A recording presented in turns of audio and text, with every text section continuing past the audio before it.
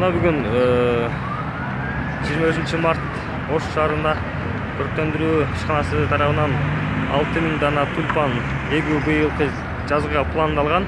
Көршөнүн алгачкы этабы башталды. Азыр бул жер ошол Масалиев көчөсүндөгү кетилиш тюльпандарды эгүү иштери башталды. Азыр бул боюнча биздин дизайнер эжебиз маалымат берип койсо. Замир эже, азыр канча тюльпан чыгып атат? Шаарга дегеле канча тюльпан эгилет? Быйыл былтырга караганда бир аз азыраак эгилди, 6000 дана. Былтыр 10.000 дана эгилди. Бирок, к сожалению, пандемияга байланыштуу көрө албай калды эле да, сонун гүлдөгөн тюльпандардычы. Ошого быйыл дагы бир аз тюльпан заказ кылдык, 6000 дана эгилет. Алар 6 түсү эгилет.